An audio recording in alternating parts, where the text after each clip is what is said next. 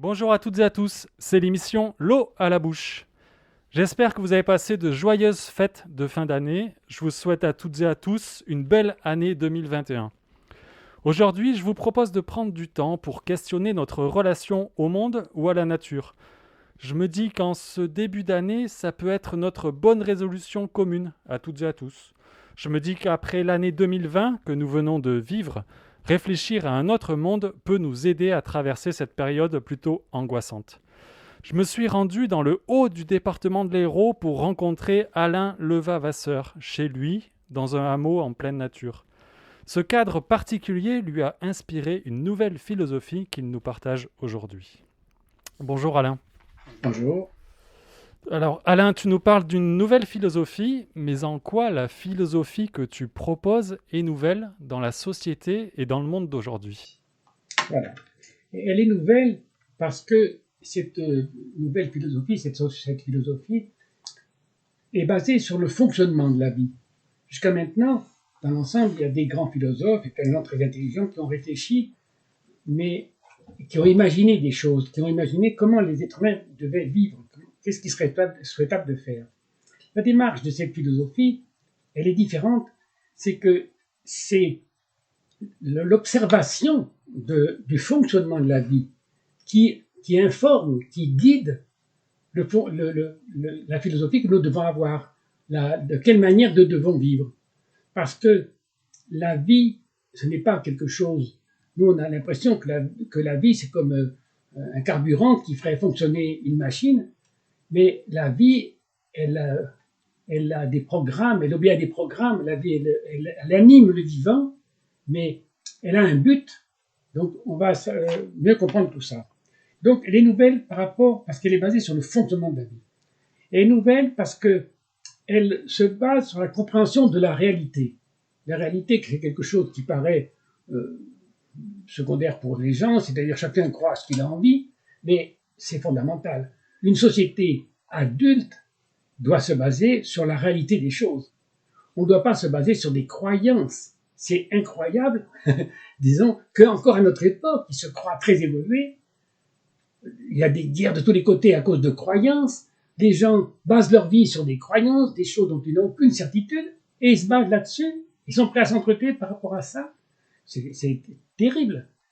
Ça débouche, toute cette histoire-là débouche sur un monde infantile et qui débouche sur un monde qui passe son temps à faire la guerre, qui passe son temps à courir après des choses inutiles et qui finalement va aller à sa perte. S'il continue sur ce chemin, ce monde-là va aller à sa perte parce que au lieu d'épouser la vie, au lieu de respecter la vie comme elle est, eh ben, il veut inventer des choses sans en tenir compte.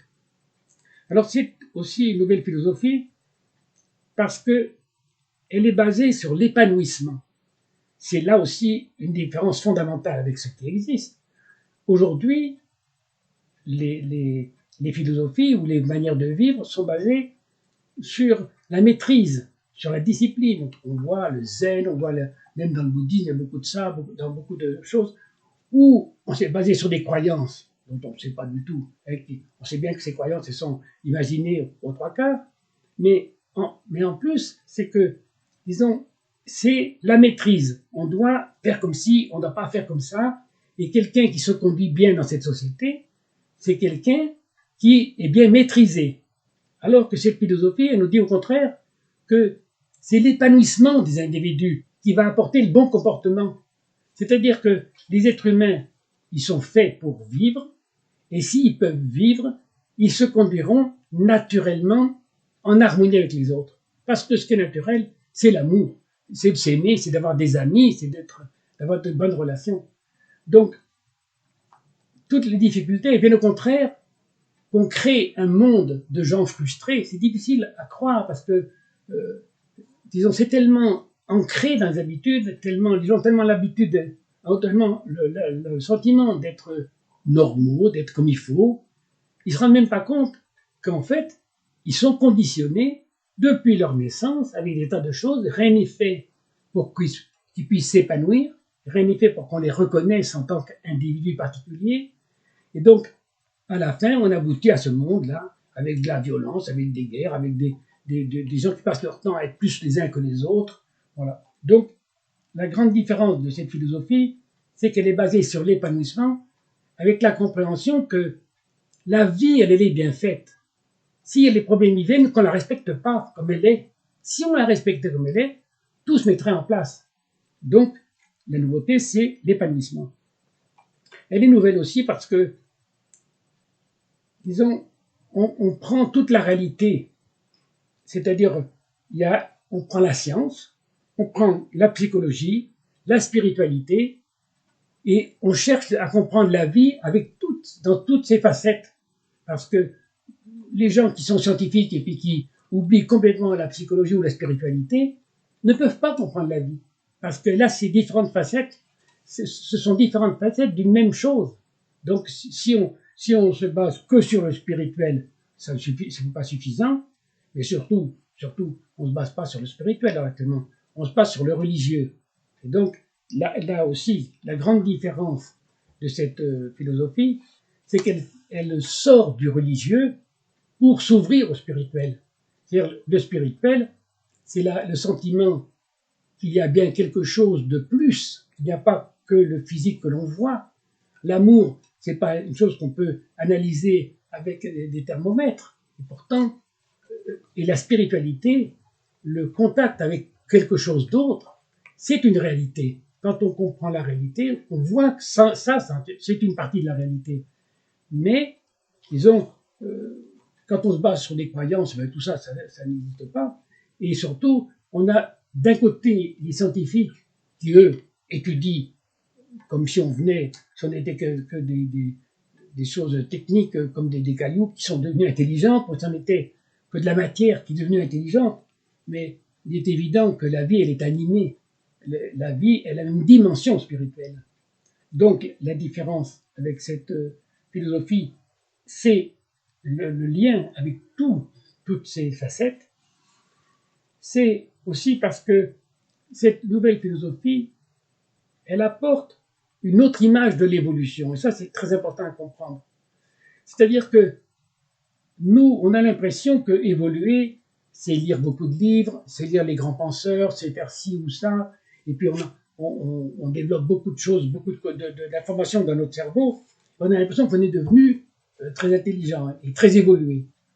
Les gens, en fait, apprennent inconsciemment souvent, mais ils développent certaines façons de faire, ils s'empêchent d'en faire d'autres, et du coup, ils croient devenir très évolués par rapport à leur comportement apparent, mais en fait, ils ne se rendent pas compte qu'ils se conditionnent.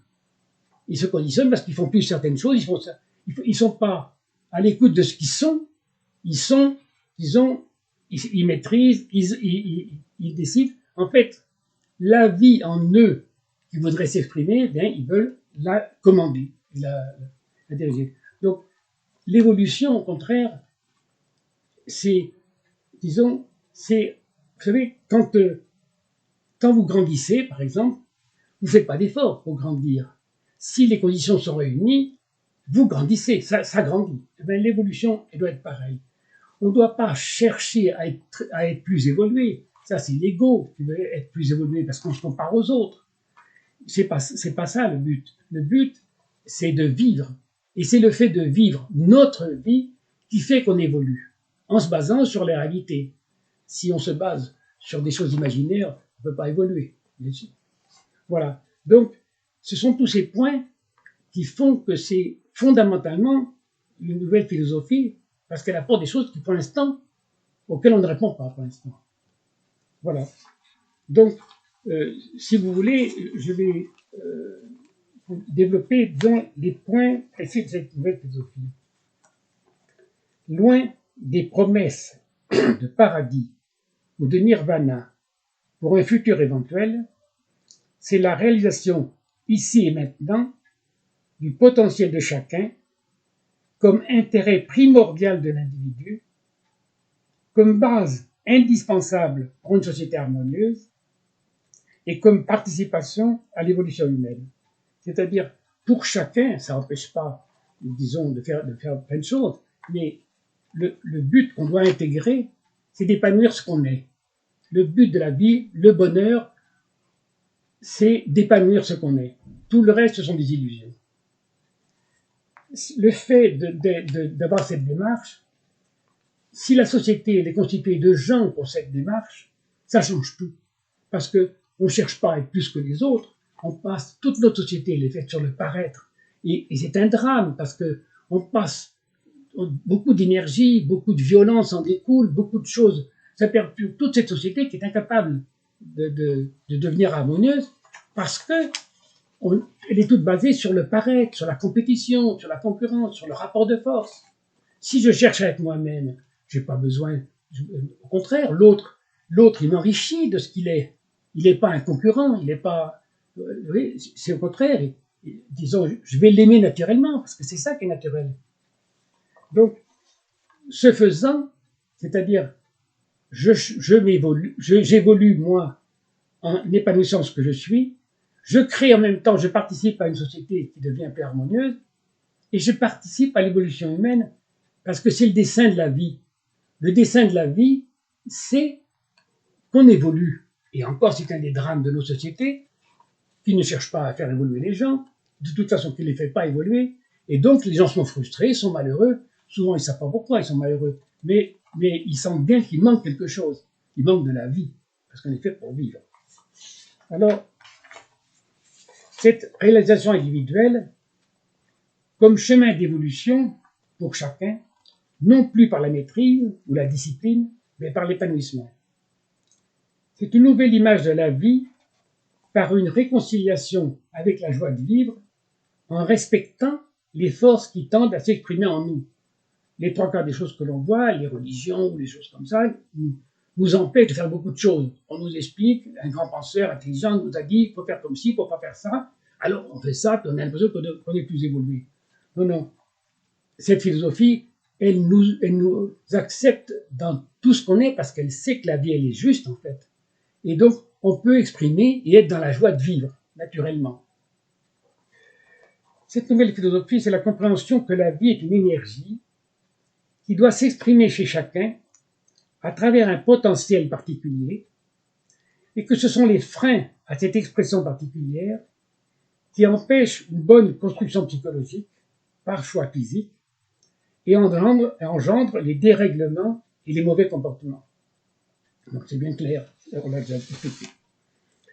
C'est la compréhension que l'être humain n'est au départ ni bon ni méchant. Ça aussi, c'est une grande question avec tous les gens qui sont foncièrement il est méchant, foncièrement il est gentil.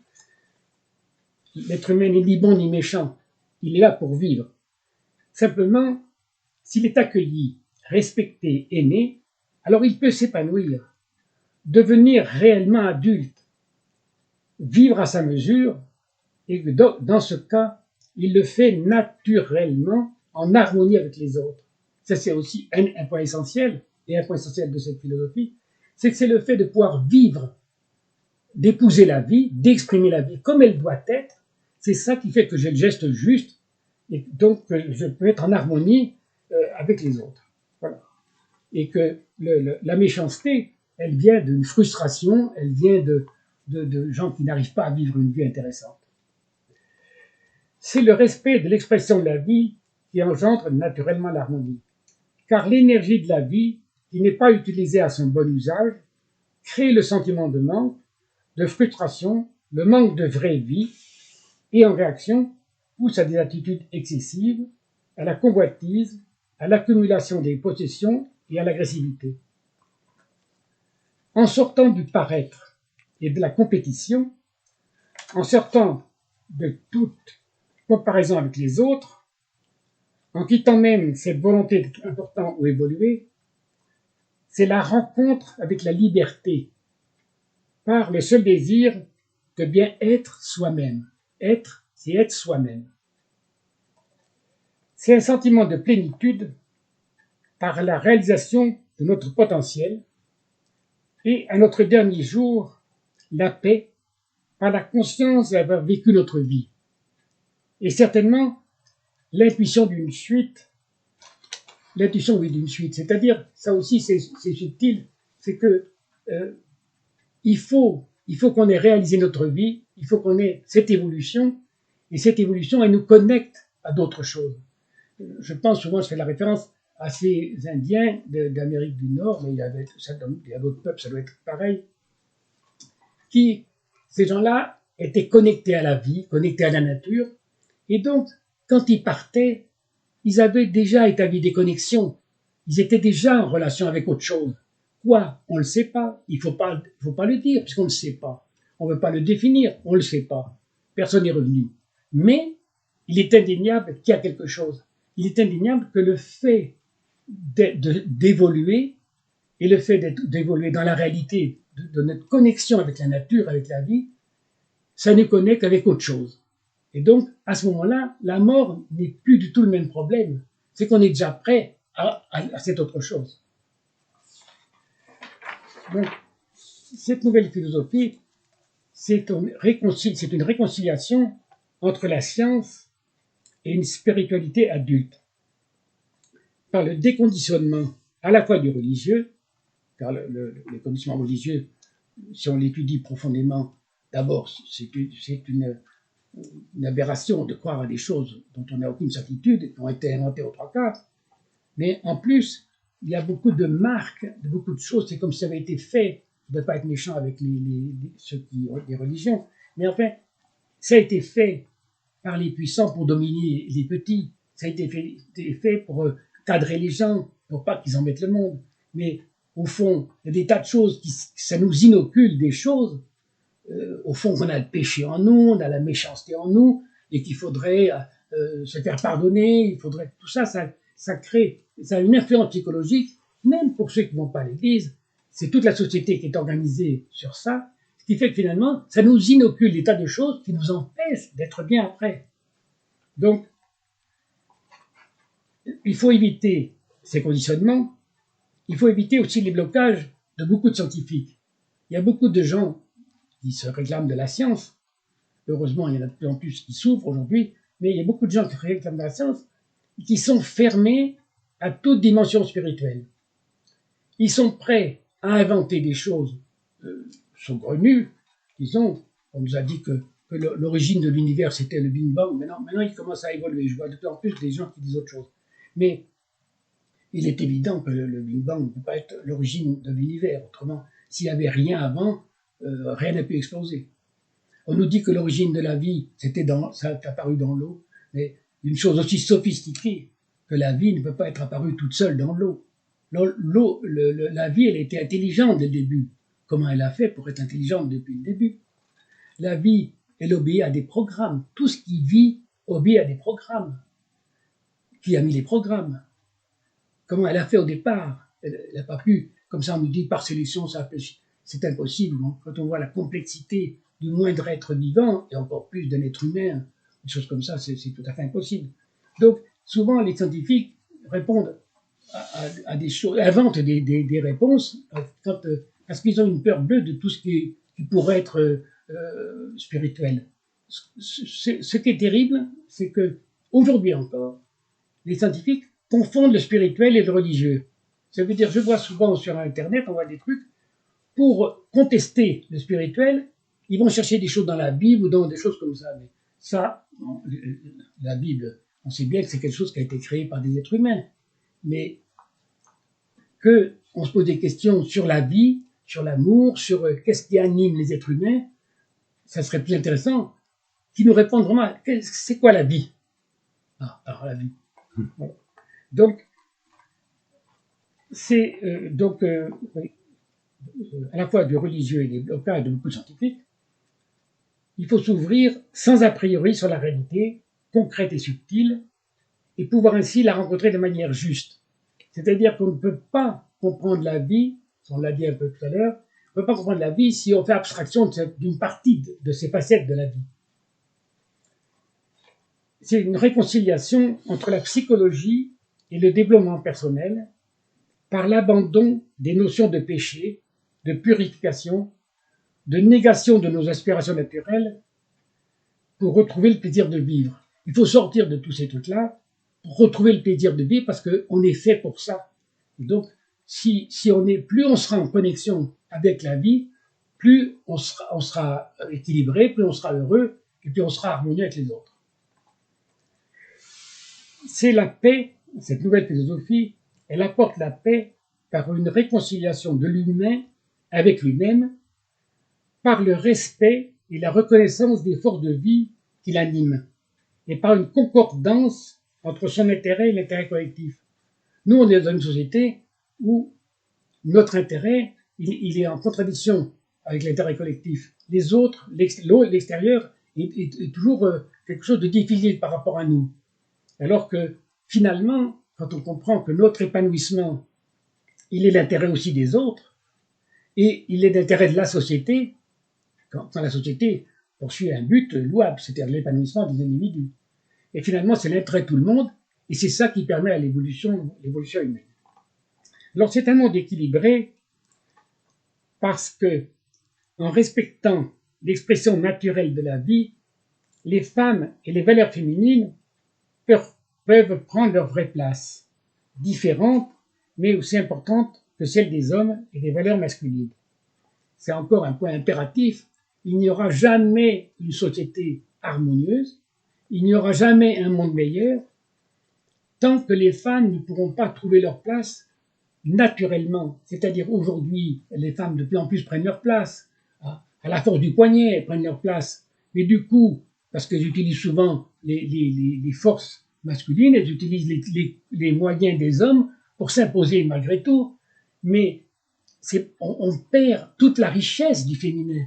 Il faut que le féminin, et même le féminin en chacun, puisse s'exprimer librement. C'est très important. C'est important, c'est l'intérêt de tout le monde que ce soit comme ça. C'est l'intérêt des hommes. Et tant qu'ils l'auront pas compris, on aura un monde déséquilibré. C'est pas que les hommes, eux, sont plus déséquilibrés. C'est que la vie est bien faite et que il faut le féminin et le masculin pour faire un bon équilibre. Donc, c'est une société de plus en plus harmonieuse parce que, en prenant en compte les vraies raisons de fond qui occasionnent les réactions humaines, elle peut trouver de vraies solutions. Nous, on se base sur des choses qu'on ne comprend pas, parce qu'on ne comprend pas la vie, on se base sur des choses qui sont érodées. L'être humain est poussé par une seule énergie, celle du besoin d'exprimer la vie, la sienne.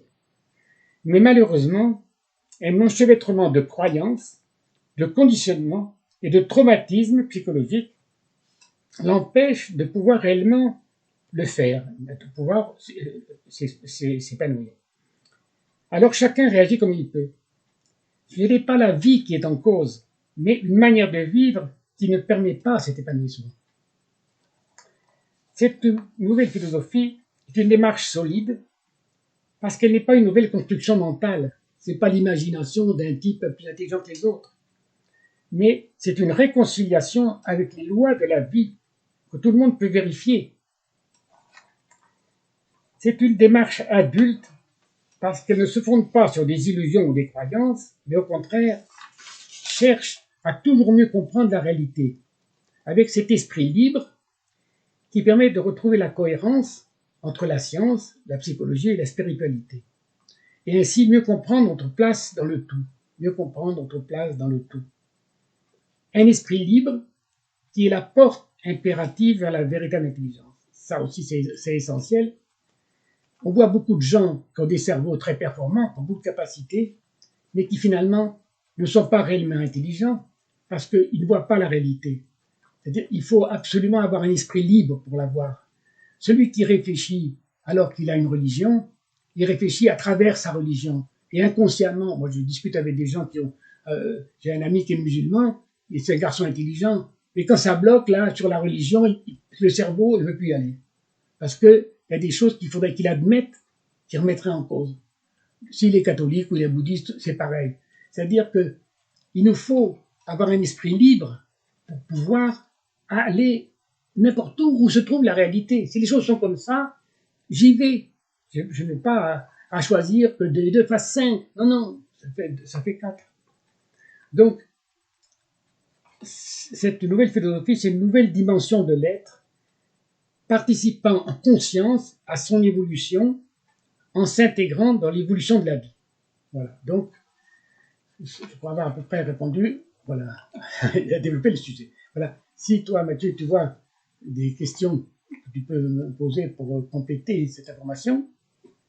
Alors moi, comme question qui me vient après t'avoir écouté, Alain, euh, ce qui me... Comment dire? Ça serait... j'avais écrit ça, et c'est une question qui m'intéressait de te poser, c'était, imaginons qu'on adopte tous cette manière de penser le monde. Pour toi, qu'est-ce que ça donnerait? Quel serait le nouveau vivre ensemble? Est-ce qu'il y aurait par exemple une place garantie pour chacun si demain tout le monde adoptait cette manière de voir le monde, la vie, la nature? Bien sûr. C'est très bien, c'est une très bonne question. Disons, c'est que euh, il faut comprendre que la vie, elle est bien faite. Ça veut dire que les problèmes, on les fabrique. Autrement, il y en aurait beaucoup moins. Si moi, je cherche à être moi-même, je n'ai plus besoin de la place de l'autre. L'autre, comme j'ai dit un petit peu avant, l'autre est une richesse. L'autre, je l'aime, l'autre. Je n'ai pas à prendre sa place. Et donc, au contraire, chacun pourrait essayer d'aller vers ce qu'il est. Et comme par hasard, quand même, c'est pas moi qui l'ai créé, ça. Il y a des gens qui aiment la maçonnerie, il y a des gens qui aiment faire de la sculpture. Moi, j'ai pas envie de sculpter les cailloux. Et il y en a qui font des œuvres d'art avec ça. Et pourtant, moi, je me régale de vous faire de vous parler aujourd'hui. Et voilà, et d'autres choses. Chacun a des goûts différents. Donc, disons, on n'aura jamais une société complètement idéale. Tout ce dont je parle, c'est ce vers quoi il nous faut tendre. Ça veut dire que même dans la vie d'aujourd'hui, la vie est ce qu'elle est aujourd'hui. C'est pas du jour au lendemain qu'on va pouvoir, qu'on va tout changer. Mais il nous faut tendre vers ça. Et tant qu'on ne tendra pas vers ça, ça marchera jamais. Alors, chacun trouvera mieux sa place qu'aujourd'hui. Est-ce que ça sera parfait encore? Ça n'existe pas, la perfection. Mais plus on ira vers ça, moins il y aura des problèmes, moins il y aura besoin de gendarmes pour surveiller chaque personne, moins il y aura besoin de mettre des barrières partout parce que plus chacun fera le boulot qui lui correspond et il le fera beaucoup mieux parce que c'est le boulot qui lui plaît. Combien de gens ont des professions parce qu'elles gagnent beaucoup d'argent, parce qu'elles sont honorifiques, parce que ci, parce que ça. On en voit bien, même dans nos hommes politiques, il y en a certains, on voit bien qu'ils feraient mieux d'être autre part. Eh bien, mais non, mais là, ils sont célèbres, ils sont connus. Voilà. Donc, je pense au contraire qu'il y aurait beaucoup plus de place pour tout le monde. On n'a pas tous envie de faire les mêmes choses. Alors si j'arrive à suivre, moi j'en retiens que du coup ça voudrait dire que mon travail à moi, c'est d'abord d'identifier quelles sont mes aptitudes, mes envies, mes désirs, mes compétences, ce que j'ai envie de faire aujourd'hui et demain, et ensuite de trouver peut-être à travers quel métier ou quelle place je peux prendre dans la société pour réaliser ces aptitudes, mettre à profit des autres et de moi-même des compétences. Voilà, tout à fait, tout à fait. Mais dans tes aptitudes, par exemple, tes aptitudes, tu es fait pour être un compagnon, pour avoir une compagne. Tu es fait pour t'occuper peut-être d'avoir des enfants, ou de t'occuper d'enfants. Tu es fait pour avoir une profession. Celle-là, dans toutes ces choses, tu vas tendre vers ça, toi, pour réaliser tout ce que tu es, parce que tu n'es pas seulement un travailleur. Hein, tu es aussi, tu aimes la musique, il y a plein de choses, plein de facettes. Et donc, en développant toutes ces facettes, tu vas être équilibré, tu seras plus agréable avec les autres, tu seras plus heureux et plus agréable avec les autres. Donc, bien sûr, ça doit être ça le but de ta vie. Après, la vie est ce qu'elle est. Il faut tendre vers ça. Il y a des choses que tu pourras mieux réaliser que d'autres. Mais la route, elle est là. Je ne sais pas si ça répond à ta question. Si, mais alors moi je me dis que ça peut être une société où ça serait autorisé d'avoir plusieurs métiers, autorisé de travailler de temps en temps, mais aussi des fois de s'arrêter de travailler. Bien sûr. C'est-à-dire que la société aujourd'hui, elle est faite pour qu'il y en ait qui gagnent beaucoup d'argent, et elle est faite pour que les autres travaillent trop, disons. Mais normalement, si toi, ton goût, il est de te suffire avec peu de choses, tu peux travailler moins. Mais il y en a d'autres qui veulent pouvoir se sentir mieux en ayant beaucoup de choses. Eh bien, ils travailleront plus. Mais chacun choisira. Pourvu que tu arrives. Avant, les gens, quand ils étaient les premiers hommes, ben, s'ils n'allaient pas à la chasse, ben, ils ne mangeaient pas. C'est tout. Toi, c'est pareil. Si tu as envie si tu veux jeûner pendant 15 jours, ben, tu peux même pas travailler. Je veux dire, toi, si chacun peut modeler sa vie à sa façon. Alors, on a évoqué là la question de l'argent. À travers la réponse que tu viens de me faire, on est dans une société où l'argent est quand même à une position très centrale de nos vies. Dans ta manière de voir le monde, la vie et la nature, quelle serait la nouvelle place de, j'appelle ça l'argent, mais on voit bien tout ce qu'on met derrière. Ouais. C'est encore une très bonne question. C'est que l'argent en soi n'est pas un problème. C'est l'usage qu'on en fait. Là, le problème, il est que dans nos sociétés, l'argent devient un but. On veut gagner de l'argent. Non, qu'est-ce que tu veux faire? Ce que tu veux faire, ce que tu dois faire, c'est d'essayer d'être heureux. Disons, il y a beaucoup de gens, ils le payent très cher, leur argent.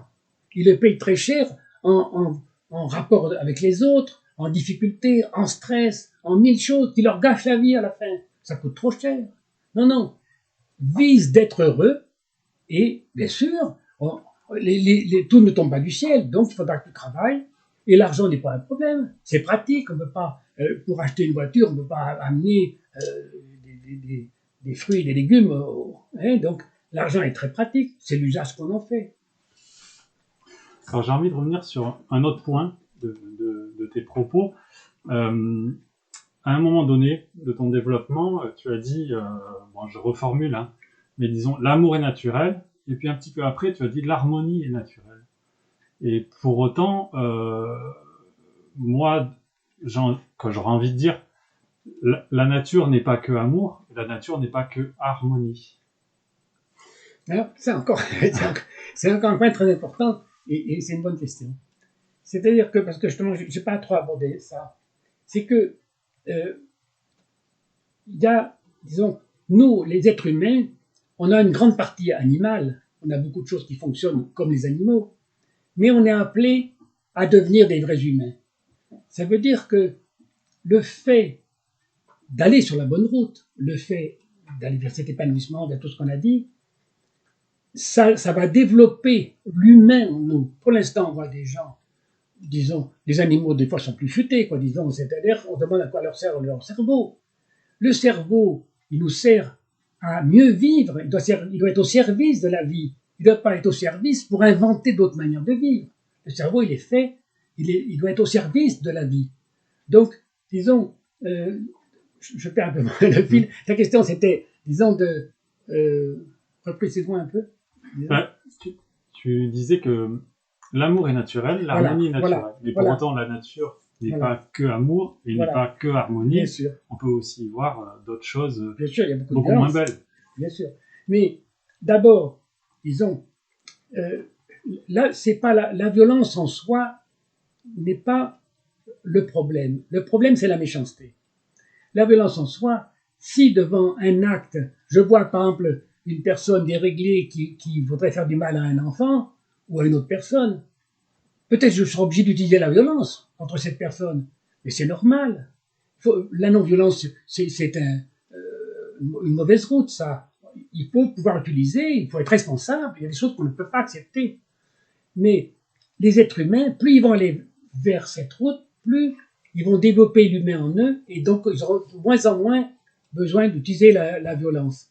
Alors, quand je dis que l'harmonie est naturelle, c'est-à-dire qu'on le voit dans la nature, si on laisse la nature se faire, évoluer, elle harmonise. Il se passe un contexte, même dans les forêts vierges, ça tournicotait et ça s'arrangeait. Donc, la vie, elle va vers l'harmonie. La vie naturelle, la vraie. L'amour, ça aussi c'est très important. C'est que on a l'impression que l'amour, c'est quelque chose qu'on décide ou qu'on fabrique ou ci ou ça. Mais l'amour, on le ressent. C'est pas quelque chose qui se fabrique. Et l'amour, si je suis épanoui, si je suis équilibré, j'aime la vie. Et les autres, ils sont la vie aussi. Les animaux sont la vie. Donc j'aime les animaux. J'aime tout ce qu'est la vie, parce que la vie elle est extraordinaire. Quand on ouvre un peu les yeux, c'est les aveugles qui vont chasser, comme on l'a dit, là, à travers des pauvres bêtes, là, disons. Non, si j'aime la vie, j'ai pas envie de tuer des choses aussi belles que ça. Donc, si j'en ai pas besoin, c'est pour manger, parce que je peux pas manger autrement. Dans la nature, on voit bien que les animaux chassent, mais c'est pour manger. Mais dans la nature, on ne voit pas de méchanceté gratuite. C'est-à-dire que le dimanche, le lion ne court pas après des gazelles pour se distraire. Quand il a mangé, il se repose. Et son but, lui, c'est pas de faire du mal à une gazelle, c'est de manger et de protéger son territoire. Voilà. Donc, oui, ce qu'il faut comprendre, voilà, surtout, c'est que si on s'équilibre, si on s'épanouit, si on vit, on aime naturellement. Donc c'est l'amour qui est naturel. C'est pas parce que ça aussi, on nous transforme, on nous fait croire qu'au fond de nous, on a une partie sombre, qu'on est méchant de nature, que l'être humain est naturellement méchant. Et beaucoup de gens le croient. C'est tout à fait faux. L'être humain n'est ni bon ni méchant. Mais si il peut vivre, alors il est naturellement dans l'amour. Pour moi, il y a un autre concept qui est remis en question à travers ta manière de voir le monde, c'est la compétition. On est aussi dans nos conditionnements, on nous dit la compétition c'est naturel, voilà, donc la société, c'est normal qu'il y ait de la compétition. Quelle vision toi tu as de cette compétition? Est-ce que dans ce que tu proposes, ça serait, elle devrait évoluer, voire disparaître peut-être, je sais pas. Oui, c'est encore une bonne question. C'est-à-dire que, disons, cette compétition, elle paraît naturelle parce que tous les travers de cette société nous paraissent naturels à force qu'on vive dedans. Mais la compétition, elle est parce que les plus forts, c'est ceux-là qui mangent le plus, c'est ceux-là qui se servent le plus, c'est ceux-là qui veulent le plus. Donc bien sûr, tout le monde a envie d'être le plus fort. Et ça devient une obsession, ça veut dire on est le plus fort parce qu'on court le plus vite. Normalement, ça devrait avoir qu'une importance, que je cours plus vite que toi, que tu cours plus vite que moi. Disons, ce qui est important, c'est que tu sois heureux, que je sois heureux. Petit à petit, si je cherche à être moi-même, je ne peux pas me comparer aux autres. Me comparer aux autres, c'est déjà mettre des limites à ce que je suis, un cadre à ce que je suis. Non. Il faut que si je veux pouvoir me rencontrer complètement, il faut que ce soit complètement libre. Aucune relation, aucune comparaison. Donc, que j'ai pas besoin de courir plus vite que les autres, j'ai pas besoin d'être plus grand ou plus ceci ou plus que l'autre. J'ai besoin d'être moi-même. Donc, la compétition, petit à petit, dans un monde évolué, elle disparaîtra. Je le dis en connaissance, parce que moi, j'ai beaucoup aimé la compétition, j'aimais bien faire la compétition avec les autres, mais en fait, c'était pour répondre à des besoins en moi. Mais si je cherche à être moi-même, je n'ai pas besoin de me comparer aux autres.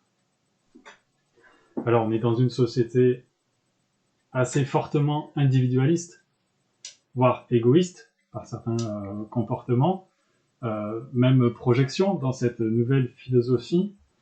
Que deviendrait l'individualisme d'aujourd'hui, voire y aurait-il encore des égoïstes? C'est-à-dire que il y aurait de moins en moins d'égoïsme. Il y en aurait, parce on ne sera jamais, je dis, dans un monde parfait. Peut-être dans un monde qui sera plus évolué, nos exigences, ce qui nous paraîtra pas satisfaisant, sera quelque chose qui peut-être aujourd'hui nous paraîtrait extraordinaire. Parce que les êtres humains évolueront. La société est faite pour évoluer. On n'est pas fait pour rester les barbares qu'on est aujourd'hui. Mais ces barbares, s'ils continuent sur cette route-là, ils vont disparaître. Ils auront des gros soucis. Mais si on se tourne vers la vie, eh bien à ce moment-là, de moins en moins, l'individualisme, il y a comme un paradoxe. C'est que, à la fois, chaque individu pourra être beaucoup plus lui-même. Donc, c'est pas contre l'individualisme, puisque, au contraire, c'est la reconnaissance de l'individu. Mais cet individu, dans la vraie vie, il est fait pour communiquer, pour communier avec les autres, pour rencontrer la vie. Donc, le fait que je sois plus moi-même, ce n'est pas le fait que je reste dans ma grotte et puis que je suis contre tout le monde. Au contraire, je vais être beaucoup plus près des autres. Et donc, c'est un autre monde. C'est un monde où à la fois chaque individu étant plus lui-même, eh bien, il pourra plus rencontrer les autres et échanger avec les autres. Alors, il est aussi question de la mort, du sens de la vie, mais aussi du coup, qu'est-ce qu'on se dit, chacun, de la mort dans cette philosophie. Qu'est-ce que la mort? Est-ce que par exemple c'est toujours aussi important de vivre longtemps ou bien alors le sens de la vie a changé et c'est plus le but forcé ou voulu de vouloir vivre très très très longtemps? Je pense que, disons, les êtres humains, par nature, disons, on va dire le vivant veut vivre. Hein. Donc, les êtres humains sont des vivants et ils veulent vivre. Et pourquoi? Puisque si la vie est heureuse, pourquoi sauter trop vite? Pourquoi sortir trop vite du cadre? Donc non, on cherchera à vivre longtemps, mais disons, après, d'abord, il y aura moins de maladies, on aura moins de stress, on s'occupera des choses qui sont indispensables, et donc on pourra mieux soigner les gens, parce que le but ne sera pas que de faire de l'argent, mais de soigner les gens. Donc, mais après, la mort, j'ai un peu abordé avec, quand je parlais des Indiens, des sages indiens, c'est-à-dire que à partir du moment où je suis sur la bonne route, à partir du moment où je me connecte à la vie plus profondément, ces gens-là plus évolués, ils seront plus en contact avec autre chose, et la mort donc ne sera pas, disons, la même chose que pour nous aujourd'hui. Pour nous, aujourd'hui, c'est la disparition de tout. C'est difficile que celui qui est réalise ce que c'est ne pas être. Mais si je suis déjà connecté à d'autres choses, si à travers la spiritualité, je suis déjà en contact avec de l'énergie, avec autre chose, disons, mon départ n'est pas le même. Et en plus, disons, le fait que je sois évolué, disons, va changer ma relation avec ça.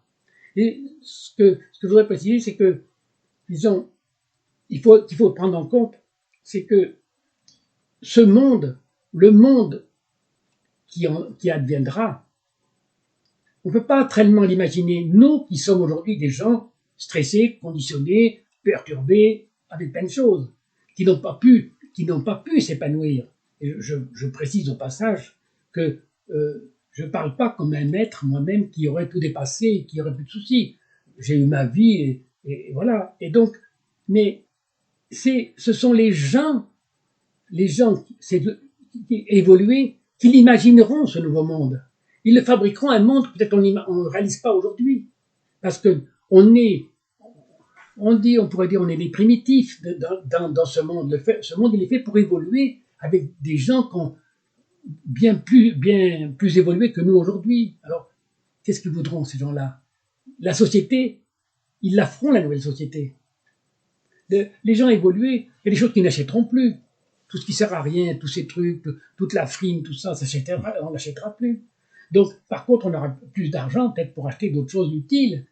Et on ne supportera plus qu'il y a tellement de souffrances, de misère, de choses aujourd'hui, dans un monde aujourd'hui, avec des milliards de gens qui n'ont pas à manger.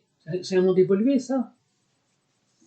Donc, voilà, la mort sera sera moins un problème qu'aujourd'hui, quoi, disons. Alors pour moi, cette nouvelle philosophie qui propose une quête de l'épanouissement pour devenir et être heureux, on mesure bien tout l'écart entre cette manière de penser notre relation à la vie, notre relation à la nature, notre relation aux autres, au sens de la vie que chacun se donne, avec la société d'aujourd'hui. On en est très loin de ce modèle de pensée. Toi, comment est-ce que tu imagines une transition, une évolution qui partirait d'aujourd'hui et qui irait vers ce que tu proposes? Disons, encore une bonne question, disons, bien sûr, le monde est ce qu'il est. Au fond, personne ne l'a vraiment voulu.